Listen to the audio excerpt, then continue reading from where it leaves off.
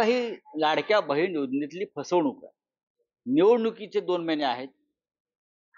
त्यानंतर लाडक्या बहिणीला काही मिळणार नाही. त्या लाडक्या बहिणींची काळजी महाविकास आघाडीच्या मुख्यमंत्र्यांनाच घ्यावी लागणार आहे. एकनाथ शिंदे असतील, देवेंद्र फडणवीस असतील, अजित पवार असतील, हे यांना लाडक्या बहिणीचा जो उमाळा आलेला आहे, हा निवडणुकीपुरता आला आहे. 2 महिने त्यांच्या खात्यात पैसे टाकतील, महाराष्ट्र कर्जाचा डोंगर करतील आणि मग त्यानंतर हे पळून जातील. लाडक्या बहिणीला योजनेसाठी जो पैसा आहे तो सरकारी तिजोरीतला पैसा आहे. पण ह्या सगळ्या मुख्यमंत्री, उपमुख्यमंत्री आणि हे जे फुटलेल्या आमदार खासदारांच्या खात्यातला जो पैसा आहे, हजारो कोटी, याच्यापेक्षा जास्त तो जनतेचा लुटलेला पैसा आहे, ठेकेदारीतून मिळालेला पैसा आहे. राहुल गांधींनी सांगितलं आहे की माझ्यावर ईडीची कारवाई करत होणार आहे.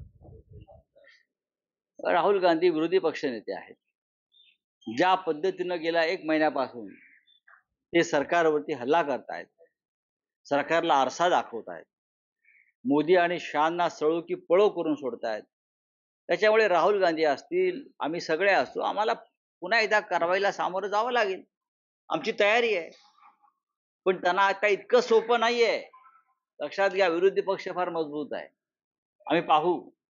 पण तुम्ही तुमचं बहुमत जरी गमावलंय, तुम्ही अल्पमतात आला असला तरी केंद्रीय यंत्रणांचा गैरवापर, घटनाबाह्य कामं करण्याची आपलं व्यसन काही सुटत नाही.